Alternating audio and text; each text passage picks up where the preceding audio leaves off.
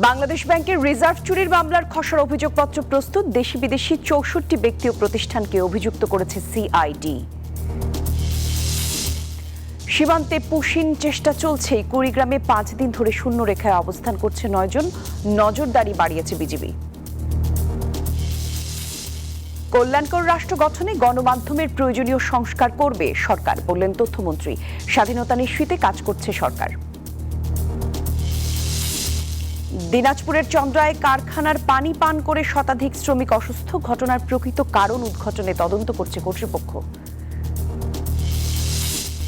যুক্তরাষ্ট্র ইরান সমঝোতার স্মারক কার্যকর। হরমুজ প্রণালীতে বাড়ছে জাহাজ চলাচল। মার্কিন শাসকের ব্যর্থতার দলিল, বলছে তেহরান। দর্শক, আমন্ত্রণ আপনাদের সবাইকে নিউজ 24 সংবাদে। জান্নাতুল কলি আপনাদের সঙ্গে আছি। দেখছিলেন বিআরবি কেবলস সংবাদ শিরোনাম। এবারে পুরো খবর। বাংলাদেশ ব্যাংকের রিজার্ভ চুরির মামলার খসড়া অভিযোগপত্র প্রস্তুত করেছে সিআইডি।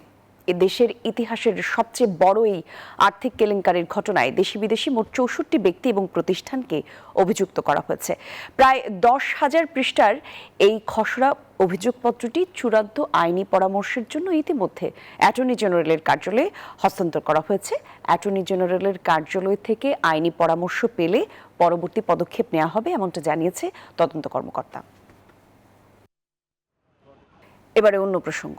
পুশিন ঘিরে বিভিন্ন সীমান্তে উত্তেজনা বাড়ছে। কুড়িগ্রামের রৌমারী সীমান্তে ৫ দিন ধরে শূন্য রেখায় অবস্থান করছেন ৯ জন।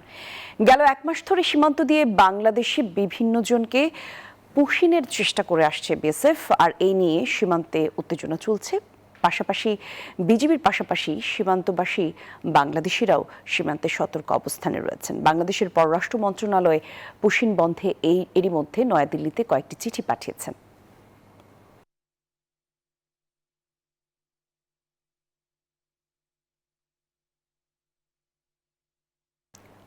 গণতান্ত্রিক রাষ্ট্র গড়তে গণমাধ্যমের প্রয়োজনীয় সংস্কার করবে সরকার, বলছেন তথ্য ও সম্প্রচার মন্ত্রী জহির উদ্দিন স্বপন। আরও বলেন, গণমাধ্যমের স্বাধীনতা নিশ্চিতেও কাজ করা হচ্ছে। সকালে হোটেলে ইন্টারকন্টিনেন্টালে জাতীয় গণমাধ্যম কমিশন গঠনের লক্ষ্যে আয়োজিত কর্মশালায় এইসব মন্তব্য করেন তিনি। তথ্যমন্ত্রী আরও বলেন, প্রথম গণমাধ্যমের সকলকে একসাথে করতে পেরেছি, আর এর সুদূর প্রসারী প্রভাব থাকবে। আমাদের জন্য এটি বিরাট সুযোগ। একই সাথে সরকার সমন্বয়কারীর দায়িত্ব পালন করবে।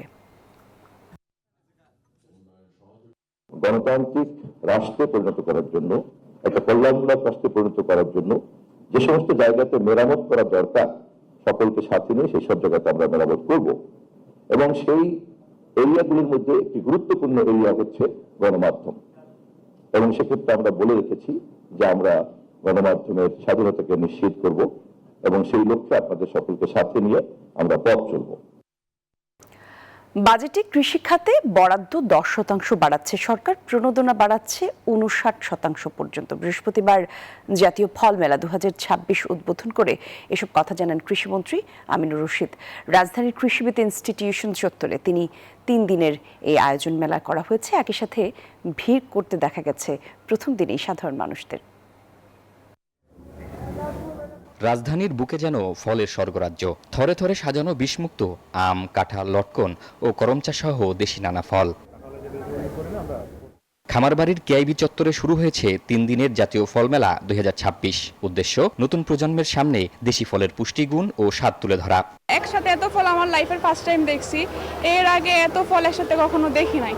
এটা অনেক ভালো উদ্যোগ। আমাদের দেশীয় ফল যেরকম এখানে দেখতে পাচ্ছি, তেমন অনেক বিদেশি ফল আছে যেগুলো সচরাচর আমরা আমাদের দেশে দেখতে পাই না। আমার অনুভূতিটা বোঝাতে পারতেছি না, মানে আমার মেলাটা অনেক ভালো লাগতেছে। কাউ ফল, গাব, দেওয়া, এই ধরনের ফলগুলো কিন্তু এখন সচরাচর দেখা যায় না। তো আমরা এই ফলগুলো প্রদর্শন করেছি। নিরাপদ খাবারটা, ফলটা উপহার দেওয়াই আমাদের বিপণনের একটা ম্যান্ডেট। মেলা উদ্বোধন করে বিভিন্ন স্টল ঘুরে দেখেন কৃষিমন্ত্রী।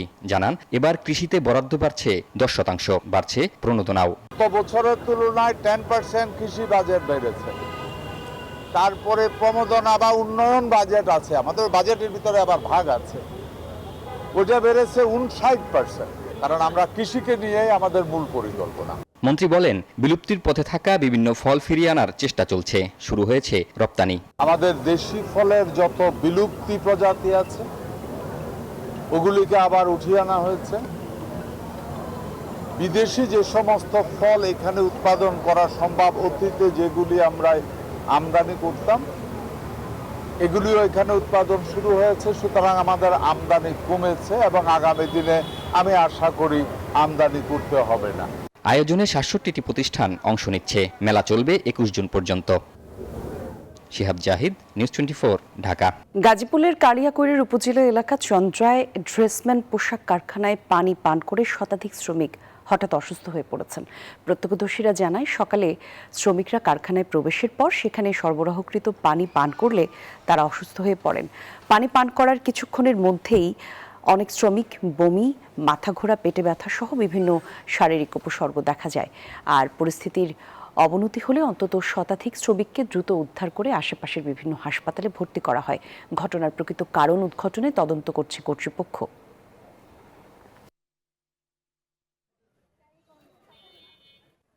রাষ্ট্র গঠনে জুবাইদা রহমান প্রধানমন্ত্রীর ছায়াসঙ্গী হিসেবে কাজ করছেন বলে মন্তব্য করেছেন বিএনপি স্থায়ী কমিটির সদস্য ডক্টর আব্দুল মঈন খান। তিনি বলেন, মানুষের কল্যাণে কাজ করাই জুবাইদা রহমানের উদ্দেশ্য। মহাখালী ওয়্যারলেস টিএনটি মহিলা কলেজে জুবাইদা রহমানের জন্মদিন উপলক্ষে পথ শিশুদের ফ্রি চিকিৎসা এবং বৃক্ষরোপণ কর্মসূচিতে যোগ দিয়ে এসব কথা বলেন তিনি। শিশুদেরকে জুবাইদা রহমানের আদর্শে অনুপ্রাণিত হতে বলেন মঈন খান। বলেন, ডাক্তার জুবাইদা রহমান দেশের সুবিধাবঞ্চিত শিশুদের প্রকৃত শিক্ষায় শিক্ষিত করতে কাজ করছেন। ডক্টর জুবাইদা রহমানের যে উদ্দেশ্য সেটা কিন্তু প্রচার নয়, তার উদ্দেশ্য হচ্ছে মানুষের জন্য কল্যাণ সাধন। আমরা সেই আদর্শে উদ্দীপিত হয়ে সামনের দিকে এগিয়ে যাব।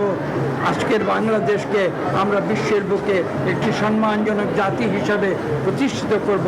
আসুন, আজকে তার শুভ জন্মদিনে এই হোক আমাদের প্রত্যয়। 2 থেকে 2.5 বছরের মধ্যে রাজধানীর 4টি বাস টার্মিনাল বাইরে সরিয়ে নেওয়া হবে বলে জানিয়েছেন সড়ক পরিবহন ও রেলমন্ত্রী শেখ রবিউল আলম। রাজধানীতে যত্রতত্র যাত্রী উঠানো যাবে না, বাস চলবে কোম্পানি ভিত্তিক। সচিবালয়ে বিএসআর এর সংলাপে এসব কথা বলেন তিনি। জানান, রেলের সেবার মান উন্নয়নে প্রায় 400 বগি এবং ইঞ্জিন আনা হচ্ছে। মেট্রো রেলের পাশে হবে মনোরেল। আর সেতুমন্ত্রী আবারও দাবি করেন, পদ্মা রেল সেতুর নিচের মাটি বিক্রি করা হয়নি, নির্মাণ চুক্তি অনুসারে সরিয়ে নেওয়া হয়েছে, কাজেই সেতুর ক্ষতি হবে না, এমনটাও জানিয়েছেন তিনি। আমরা দেখেছি বাস স্ট্যান্ডগুলিতে সারা দিন বাস থাকে, ওখানে ওয়ার্কশপ হয়ে গিয়েছে। একটি বাস 8-10 দিন ধরে ওখানে রং করছে, ডেন্ট করছে, ইঞ্জিন ডাউন দিয়ে আবার সেটা রিসেট করছে, এরকম চলছে। এটা ওখানে চলবে না। আমরা ডিপো করার জন্য পরিকল্পনা নিয়েছি, একটা 300 ফিটে, একটা হচ্ছে কাজপুরে যেটা আমরা ডিপো করছি সেটা স্ট্যান্ডই হয়ে যাবে। সায়দাবাদ স্ট্যান্ড আস্তে আস্তে কাজপুরে চলে যাবে। ফুলবাড়ি স্ট্যান্ডটা চলে যাবে কিরানীগঞ্জে, আপনি জেলখানার ঠিক অপোজিটে। গাবতলীটা চলে যাবে হিমায়তপুরে। এরকম ভাবে টার্মিনালটা শিফট হবে। শরীয়তপুরের জাজিরায় নদীরক্ষা বাঁধের কাজ সম্পূর্ণ না হওয়ায় আগাম বর্ষায় ভাঙন ঝুঁকিতে বিস্তীর্ণ জনপদ। গতবারের ভাঙন কবলিত অংশে বাঁধ নির্মাণের কাজে ধীরগতির কারণে এখন আতঙ্কে দিন কাটাচ্ছেন সেখানকার স্থানীয় বাসিন্দারা। পানি উন্নয়ন বোর্ডের দাবি, প্রকল্পের 2 কিলোমিটার অংশ মন্ত্রণালয় থেকে অনুমোদন পেতে দেরি হওয়ার কারণে এই পরিস্থিতি তৈরি হয়েছে। বিধান মজুমদার অনির পাঠানো তথ্যচিত্রে ডেস্ক রিপোর্টে বিস্তারিত। পদ্মার পাড়ের বাসিন্দা আব্দুল মান্নান। পদ্মার ভাঙন যেন জীবনের নিয়তি হয়ে দাঁড়িয়েছে তার। নদীগর্ভে বিলীন হয়ে গেছে তার 2টি পাকা বসত বাড়ি। যেখানে ছিল তার স্বপ্নের ঠিকানা, সেখানে এখন শুধু পদ্মার উত্তাল ঢেউ। আমার 2টা বাড়ি ছিল নদীর পাড়ে। একটা বাড়িতে 5টা ঘর ভাড়া দিতাম, পোলাপান নিয়ে চলতাম, সেই বাড়িটা আমার নিয়ে গেছে। আরেকটা বাড়ি, যে বাড়িতে আমি থাকতাম, পাকা বাড়ি, পাকা ঘর, সেই বাড়িটাও আমার নদীর পাড়ে ঘর ভাঙা সরাই নিয়ে গেছি। শুধু আব্দুল মান্নানই নয়, একই দুশ্চিন্তায় পদ্মার পাড়ের শত শত পরিবার। গত বছরের ভয়াবহ নদী ভাঙনের ক্ষত এখনো শুকায়নি। স্থানীয়দের অভিযোগ, ভাঙন কবলিত অধিকাংশ এলাকায় এখনো টেকসই ও স্থায়ী বাঁধ নির্মাণের কাঙ্ক্ষিত কাজ শুরু করতে পারেনি পাউবো। গতবার যা ভাঙছে তো অনেক ভয়াবহ ক্ষয়ক্ষতি হয়েছে আমাকে, ঠিক আছে। এই যে আমাকে ঘর বাড়ি নয় মনে করেন আমরা সরাই রাখছি। এই পর্যন্ত আমরা অনেকে 2-3 ভাঙা দিয়া এখানে আসছি, এখনো কাজ ওরকম ভাবে হচ্ছে না এবং কি টিকসই কাজ হচ্ছে না। আমরা পদ্মার পাড়ে মানুষ এখন আতঙ্কিত আছি এবং আমরা এই সরকারের কাছে অতি দ্রুত কাজের গতি আরো বাড়ানোর জন্য জোরালো অনুরোধ জানাচ্ছি এবং দাবি করছি। পানি উন্নয়ন বোর্ড বলছে প্রকল্পটি মন্ত্রণালয় থেকে অনুমোদন পেতে দেরি হওয়ায় এ পরিস্থিতি তৈরি হয়েছে। মন্ত্রণালয় থেকে এটা যাচাই বাছাই করে অনুমোদন করতে করতে একটু সময় বেশি লেগে গেছে। এটা যদি আরো 1 মাস আগে অনুমোদন হইতো সেক্ষেত্রে হয়তো আমাদের কাজগুলো আরো শুরু করতে পারলে সুবিধা হতো। তারপরে আমরা চেষ্টা করতেছি, এখন কাজ শুরু হয়েছে। বর্ষার পানি বৃদ্ধি ও নদীর তীব্র স্রোত শুরু হলে যে কোনো সময় আবারও ভাঙন দেখা দিতে পারে বলে শঙ্কায় পদ্মার পাড়ের মানুষ। Desk report, news 24। পরিবর্তিত বিশ্বের সাথে তাল মিলিয়ে সেনাবাহিনীকে আধুনিক করতে বাস্তবমুখী পরিকল্পনা নেওয়ার কথা জানিয়েছেন সেনাপ্রধান জেনারেল ওয়াকারুজ্জামান। সকালে বাংলাদেশ মিলিটারি একাডেমি চট্টগ্রামে 90তম BMA দীর্ঘমেয়াদী কোর্সের রাষ্ট্রপতি কুচকাওয়াজ এবং দ্বিতীয় বাংলাদেশ ব্যাটালিয়ন ও নবনির্মিত প্রকল্প সমূহের উদ্বোধন অনুষ্ঠানে এসব কথা বলেন তিনি। আরও বলেন, বাংলাদেশের স্বাধীনতা সার্বভৌমত্ব রক্ষায় যোগ্য এবং দেশপ্রেমিক সেনাবাহিনী প্রয়োজন। এর আগে কৃতি ক্যাডেটদের মাঝে পুরস্কার বিতরণ করেন। দীর্ঘমেয়াদী কোর্সের সর্বমোট 184 জন অফিসার ক্যাডেট বাংলাদেশ সেনাবাহিনীতে কমিশন লাভ জয় করেন।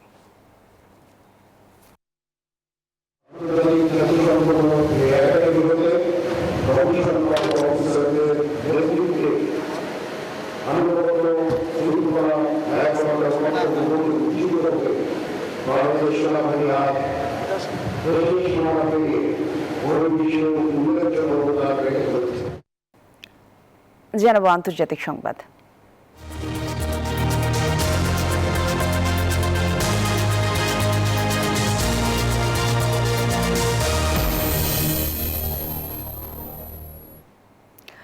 সংঘাতের স্থায়ী অবসানের লক্ষ্যে ইলেকট্রনিকভাবে ঐতিহাসিক সমঝোতা স্মারকে সই করেছেন ট্রাম্প এবং মাসুদ পেজেশকিয়ান, যা ইতিমধ্যে কার্যকর বলে দাবি করেন পাকিস্তানের প্রধানমন্ত্রী শাহবাজ শরীফ। এমন খবরের পর প্রণালী দিয়ে বাড়ছে জাহাজ চলাচল। এদিকে সমঝোতা স্মারকের 14 দফাও প্রকাশ করেছে যুক্তরাষ্ট্র। আরও এক ধাপ এগিয়ে গেল ইরান যুক্তরাষ্ট্র যুদ্ধবন্ধের উদ্যোগ। সংঘাতের স্থায়ী অবসানের লক্ষ্যে ইলেকট্রনিকভাবে ঐতিহাসিক সমঝোতা স্মারকে সই করেছেন মার্কিন প্রেসিডেন্ট ডোনাল্ড ট্রাম্প ও ইরানের প্রেসিডেন্ট মাসুদ পেজেশকিয়ান।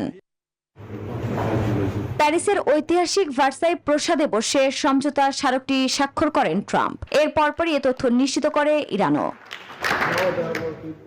শুক্রবার সুইজারল্যান্ডের জেনেভায় সশরীরে সমঝোতা স্মারকটি সই হওয়ার আগেই এটি কার্যকর হয়েছে বলে দাবি করেন পাকিস্তানের প্রধানমন্ত্রী শাহবাজ শরীফ। এমন খবরের পর বেড়েছে হরমুজ প্রণালী দিয়ে জাহাজ চলাচল। অবরোধ তুলে নিতে ও মাইন অপসারণ করতে ওয়াশিংটন ও তেহরান 30 দিন সময় পাবে। এছাড়া প্রাথমিক চুক্তি কার্যকরের পর চূড়ান্ত চুক্তির জন্য 60 দিন সময় পাবে দুপক্ষই।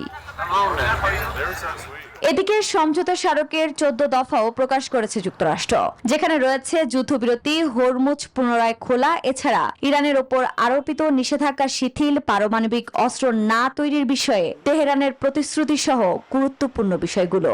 যদিও ইউরেনিয়ামের ভবিষ্যৎ নিয়ে সুনির্দিষ্ট সিদ্ধান্ত নথিতে উল্লেখ করা হয়নি। এই চুক্তিকে যুক্তরাষ্ট্রের ব্যর্থতার দলিল হিসেবে আখ্যা দেন ইরানের শীর্ষ আলোচক মোহাম্মদ বাগের গালিগফ।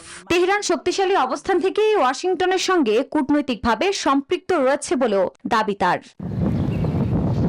অন্যদিকে লেবাননে হামলা অব্যাহত রেখেছে ইসরায়েল। এমনকি এ যুদ্ধের লক্ষ্য বাস্তবায়ন না হওয়ায় মার্কিন প্রশাসনের উপর বেড়েছে ইসরায়েলিদের ক্ষোভ।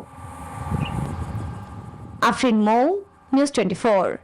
বাংলাদেশের প্রধান রপ্তানি খাত তৈরি পোশাক এবং টেক্সটাইল শিল্পের আন্তর্জাতিক সোর্সিং সক্ষমতা বাড়াতে রাজধানীতে শুরু হয়েছে ইনটেক্স বাংলাদেশ 2026। 3 দিন ব্যাপী এই আন্তর্জাতিক এক্সপোতে দেশীয় ব্যাকওয়ার্ড লিকেজ শিল্পকে শক্তিশালী করার পাশাপাশি বিশ্ববাজারে শীর্ষ সরবরাহকারীদের সাথে কৌশলগত অংশীদারিত্বের উপর জোর দিয়েছেন ব্যবসায়ী এবং নীতি নির্ধারকরা।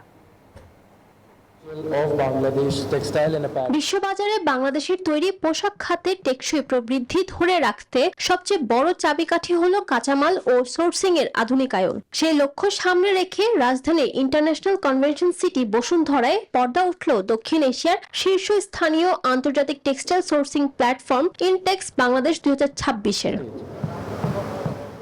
উদ্বোধনী অনুষ্ঠানে দেশের শীর্ষ ব্যবসায়ী নেতারা বলেন, বিশ্ববাজারের প্রতিযোগিতার সক্ষমতা টিকিয়ে রাখতে হলে বৈশ্বিক অংশীদারিত্ব বাড়াতে হবে, পাশাপাশি দেশীয় ব্যাকওয়ার্ড লিঙ্কেজ শিল্পকে সবার আগে সুরক্ষিত করতে হবে।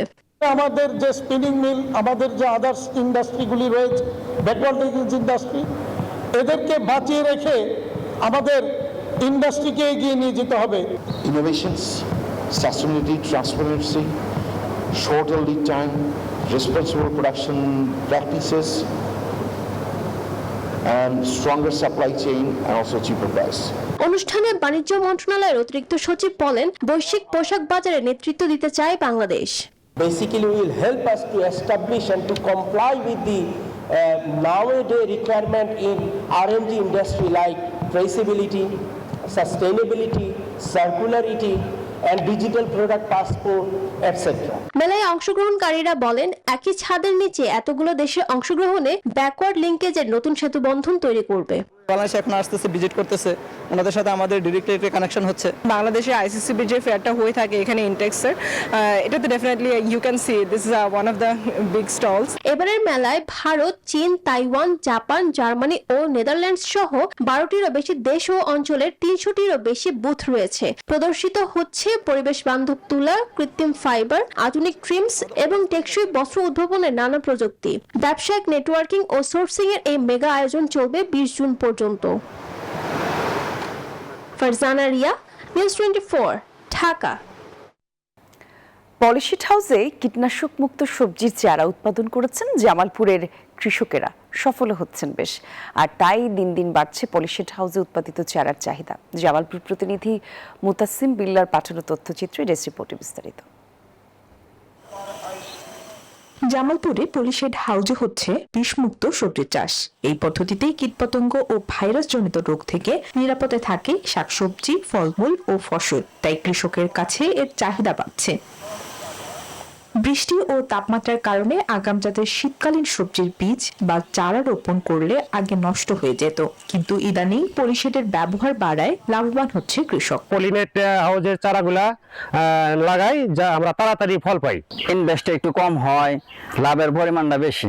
অনেক কৃষক আমাদের কাছ থেকে এই কোকোপিট, সিডলিং ট্রে এইভাবে তারা নিয়ে যে নিজের চারা নিজেরা উৎপাদন করে তাদের কৃষিকে তারা উন্নত কৃষিতে পরিণত করতেছে। কৃষি প্রকল্পের আওতায় জামালপুর জেলায় 2টি পলিশেড স্থাপন করা হয়েছে বলে জানান এই কৃষি কর্মকর্তা। মেলান্দহ উপজেলায় 2টি পলিশেড স্থাপন করা হয়েছে এবং এই পলিশেডের মাধ্যমে উৎপাদিত যে চারাগুলো, এগুলো সাধারণত প্রাকৃতিক দুর্যোগের ক্ষেত্রে অত্যন্ত সহনশীল হয় এবং এই যে চারাগুলো মানে চাষ করার পরে এর সাকসেস রেট খুবই বেশি। সনাতনী পদ্ধতি থেকে বের হয়ে আধুনিক পদ্ধতিতে চাষাবাদ করে আরো বেশি লাভবান হবে কৃষক, এই প্রত্যাশা সংশ্লিষ্টদের। Desk report, news 24। এই ছিল সংবাদে, সঙ্গে ছিলেন যারা। ধন্যবাদ সবাইকে।